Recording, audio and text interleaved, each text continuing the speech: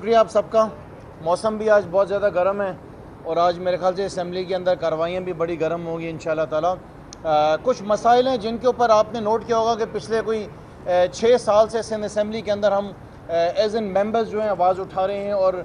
बार बार वो इश्यूज़ जो हैं वो हाईलाइट किए जा रहे हैं। लेकिन अफसोस की बात यह है कि हम ये देख रहे हैं कि वो मामला बेहतरी की तरफ जा नहीं रहे हैं। और ख़ास तौर पे हमने देखा कि जब से पाकिस्तान पीपल्स पार्टी के जो ये जितने लीडरान हैं, जो इनके वज़ीर आला हैं, जब इनके ख़िलाफ़ केसेस शुरू हुए हैं, जब इनकी JITs बनी हैं, तो उसके बाद तो नज़र यह आता है कि इन्होंने बिल्कुल खामोशी इख्तियार कर ली है और हालात जो हैं वो दिन ब दिन बद से बदतर होते जा रहे हैं। अभी चीफ मिनिस्टर साहब ने कोई अपनी सफाई की मुहिम का नया तमाशा शुरू किया है। 12 साल के बाद चीफ मिनिस्टर साहब को ये ख्याल आ रहा है और 12 साल के बाद इनको ये एहसास हो गया कि हाँ, पाकिस्तान तहरीक इंसाफ जो बार बार ये आवाज़ उठा रही थी कि शहर कराची के अंदर गंदगी है, लाखों टन कचरा है, हज़ारों टन रोज़ाना की बुनियाद के ऊपर नहीं उठता, वो सच है। तो सबसे पहले तो हम जितने भी मेंबरान हैं, जितने अपोजिशन मेंबर्स हैं जिन्होंने ये आवाज़ उठाई है शहर कराची की, उन सब के मशकूर हैं। मैं मीडिया के बहुत ज़्यादा मशकूर हैं, जितने भी TV चैनल्स हैं उनके मशकूर हैं कि आज आपकी मेहनत जो है वो रंग ले आई है और चीफ मिनिस्टर साहब ने झाड़ू उठा लिया और सफाई की तैयारी शुरू कर ली है। लेकिन मैं एंटी करप्शन से, नैब से तो हमने बहुत बात कर ली, आज मैं एंटी करप्शन से बात कर रहा हूँ और मैं एंटी करप्शन से बताना चाह रहा हूँ कि वो तहकीकात करें कि पिछले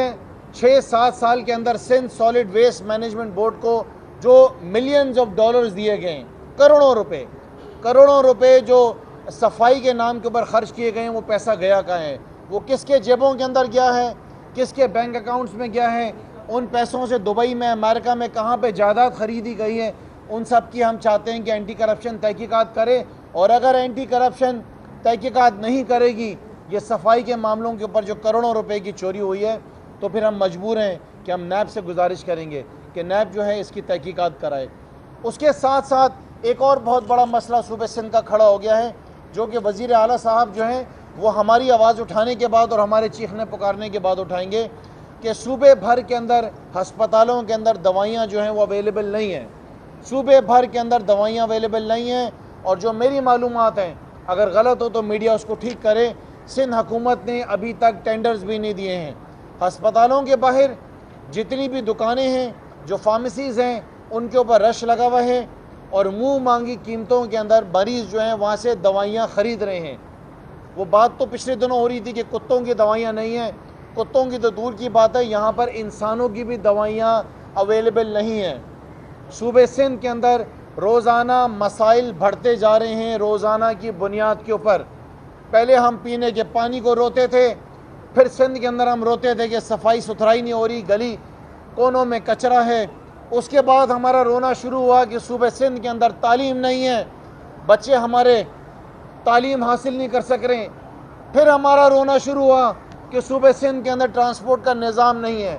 और आज यहाँ पर हम बैठ कर ये रो रहे हैं कि सूबे सिंध के अंदर जो अस्पताल हैं वहाँ पर दवाइयाँ अवेलेबल नहीं हैं। मुझे नहीं मालूम ये रोना हमारा कब तक चलता रहेगा, लेकिन एक फ़ैसला हो गया है और वो फ़ैसला ये है कि पाकिस्तान तहरीक इंसाफ की हुकूमत कोई ना कोई ऐसा आइनी रास्ता इख्तियार करेगी, आइन के ज़रिए कोई ना कोई तब्दीली हम लेकर आएंगे।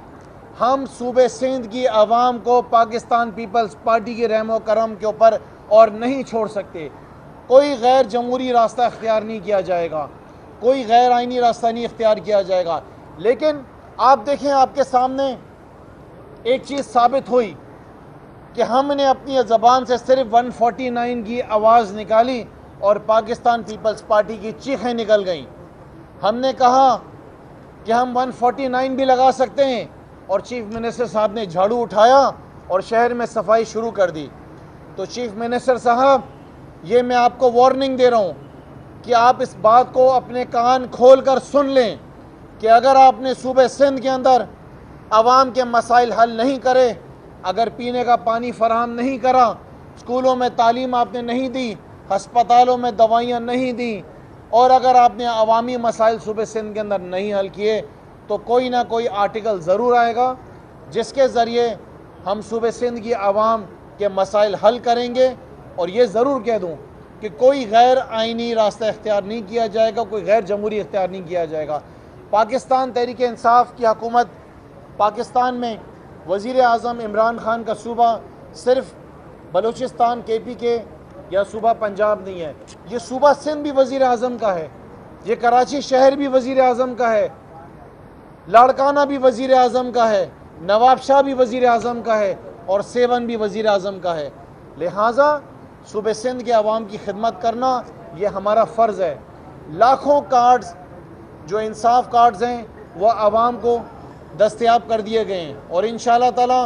आने वाले सालों के अंदर यह तादाद करोड़ों में जाएगी। आवाम की खिदमत करना ही हमारा मिशन है। उसके साथ साथ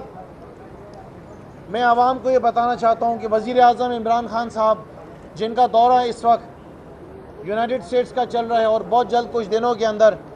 उनका असम्बली से भी यूनाइटेड नेशंस की असम्बली के अंदर उनका खिताब होगा। मैं आवाम को ये मैसेज देना चाहता हूँ कि पाकिस्तान की आवाम ये समझ जाए और इस बात पे यकीन कर ले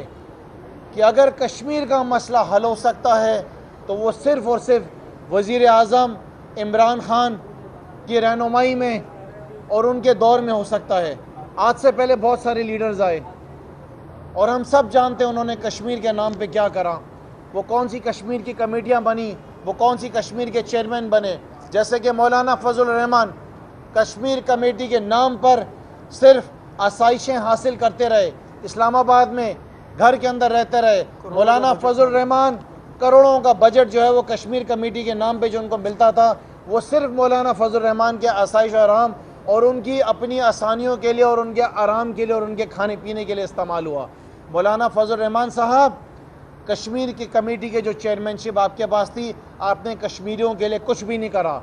अब जो नया तमाशा मौलाना फजल रहमान साहब आप लगाने जा रहे हैं इस्लामाबाद में, उसके अंदर आप कामयाब नहीं होंगे क्योंकि आप उसके अंदर मज़हब को इस्तेमाल कर रहे हैं। और मुझे यकीन है कि हर शख्स पाकिस्तान के अंदर, वो हर बच्चा जो इस्लामी तालीम हासिल कर रहा है मदरसों के अंदर, जो अल्लाह की किताब पढ़ रहा है, जो दीन की किताब पढ़ रहा है, जो कुरान को समझ रहा है, वो आपके मौलाना फजल रहमान इस ड्रामेबाजी में नहीं आएगा। और उसके साथ साथ मैं हुकूमत से भी कहता हूँ और उन सारे इदारों से कहता हूँ और ख़ास तौर पे मैं चीफ जस्टिस ऑफ पाकिस्तान से ये गुजारिश करता हूँ कि इसका नोटिस लिया जाए, सुओ मोटो नोटिस लिया जाए इस बात का कि एक शख्स बच्चों को, जो बच्चे दीनी तालीम हासिल करने के लिए मदरसों में जाते हैं, उनको इस्तेमाल करने की तैयारियां की जा रही हैं। और ऐसा नज़र आ रहा है, ऐसा महसूस हो रहा है कि शायद दुश्मन ममालिक वो मुल्क भी मौलाना फजल रहमान की मदद करने के लिए काफ़ी कदम आगे बढ़ा रहे हैं। शायद हो सकता है कि उनको फाइनेंस भी कर रहे हों, लेकिन ये इदारों की ज़िम्मेदारी है। पाकिस्तान में वो इदारे जिनकी ये ज़िम्मेदारियाँ हैं कि मुल्क सही तरीके से चलना चाहिए, मुल्क के अंदर अमन कायम होना चाहिए। हाँ, अगर कहीं पर पाकिस्तान तहरीक इंसाफ की हुकूमत नाइंसाफ़ी कर रही है, कहीं आपको फंडामेंटल राइट्स नहीं मिल रहे हैं, कहीं आपको बेसिक नेसेसिटीज़ हमारी हुकूमत की तरफ से नहीं मिल रहे हैं, आपको इजाज़त, आप एहतजाज करें, हम आपको पानी भी देंगे, खाना भी देंगे, साथ कंटेनर भी देंगे और सारी सहूलियात देंगे। लेकिन दीन के नाम के ऊपर अगर कोई भी सियासी शख्स दीन के नाम पे, मज़हब के नाम पे, इस्लाम के नाम के ऊपर अपनी सियासत चमकाने की कोशिश करेगा तो उसको आड़े हाथों हम लेंगे। और उसके साथ साथ जिस तरीके से मैंने कहा कि चीफ जस्टिस साहब से मेरी गुजारिश है कि इस बात का नोटिस लिया जाए कि एक दफ़ा पहले भी एक साहब निकले थे इस्लामाबाद की सड़कों के ऊपर और मज़हब के नाम के ऊपर, दीन के नाम के ऊपर वो तमाशा लगाया जो कि पूरी दुनिया के अंदर देखा, पूरी दुनिया ने देखा। वापस एक शख्स इस्लाम के नाम पे, दीन के नाम के ऊपर इस्लामाबाद में एक तमाशा लगाने जा रहे हैं, उसको हम किसी हालत में इजाज़त नहीं देंगे, ना ही हम तमाशा लगाने देंगे। मेरी मीडिया से गुजारिश है, मैं मीडिया को खराज तहसीन पेश करता हूँ। मैं मीडिया का बड़ा मशकूर हूँ और जो रोल मीडिया ने प्ले किया है पिछले 3-4 साल के अंदर, ये जो हालात और मामलात आज चल रहे हैं, जैसे कि करप्शन के ख़िलाफ़ एक बड़ा सिलसिला शुरू हो गया है, जैसे कि करप्ट लोगों को गिरफ्तारियां हो रही हैं, जेलों में डाला उनको, और पाकिस्तान अल्हम्दुलिल्लाह बेहतरी की तरफ जा रहा है। अल्हम्दुलिल्लाह पाकिस्तान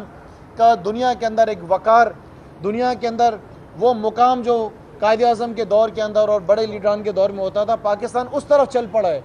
तो लिहाजा मैं मीडिया से गुजारिश कर रहा हूँ कि इस वक्त के अंदर पाकिस्तान को आपकी सबसे ज़्यादा ज़रूरत है। आज से पहले आपकी ज़रूरत इतनी नहीं थी जितनी आज हमें मीडिया की ज़रूरत है। आपने आवाम को